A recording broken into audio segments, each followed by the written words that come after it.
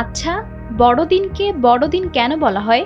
সময়ের পরিমাপে দিনটি কিন্তু অন্য সব দিন অপেক্ষা বড় নয়, বরং উত্তর গোলার্ধে এই সময় দিন ছোট আর রাতই দীর্ঘ হয়। তাহলে প্রশ্ন আসে, আমরা একে বড়দিন কেন বলি?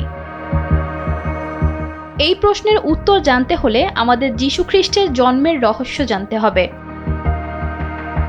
প্রভু যীশু খ্রিস্টের জীবনের 5টি ঘটনা আছে। একটি তার জন্ম, একটি তার মৃত্যু, একটি তার পুনরুত্থান, তার স্বর্গের আরোহণ এবং সর্বশেষ তার পুনরাগমন।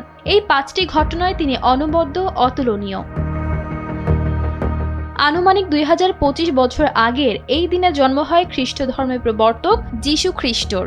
ফিলিস্তিনের বেথলেহেমে কুমারী মাতার গর্ভে জন্ম নেন তিনি। খ্রিস্ট ধর্মাবলম্বীরা বিশ্বাস করেন যীশু ঈশ্বরের পুত্র।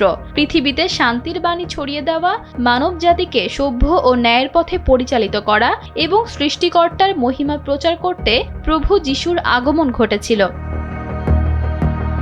যীশু খ্রিস্টের জন্মতিথিকে কেন্দ্র করে প্রত্যেক বছর 25 ডিসেম্বর বড়দিন উদযাপন করা হয়। যীশু খ্রিস্টের জন্মতিথি এটি খ্রিস্টান ধর্মাবলম্বীদের জন্য বছরের সবচেয়ে বড় এবং শ্রেষ্ঠ উৎসব। যীশুর মহিমা এবং তার আগমনের গুরুত্বকে সম্মান জানাতেই এই দিনটিকে বড়দিন বলা হয়।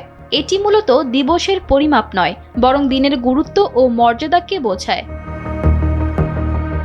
বড়দিনের অন্যতম আকর্ষণীয় হল সান্তা ক্লজ মূলত 4th শতাব্দীর একজন দয়ালু বিশপ সেন্ট নিকোলাসের ওপর ভিত্তি করে তৈরি। তিনি তার উত্তরাধিকার সূত্রে পাওয়া সব সম্পদ দরিদ্রদের মাঝে বিলিয়ে দিতেন এবং গোপনে শিশুদের উপহার দিতেন। তার এই নিঃস্বার্থ দান এবং ভালোবাসার কারণে বড়দিন একটি বড় উপহার দেওয়ার উৎসবে পরিণত হয়, যা পরবর্তীতে সান্তা ক্লজ রূপকল্পে পরিচিত পায়।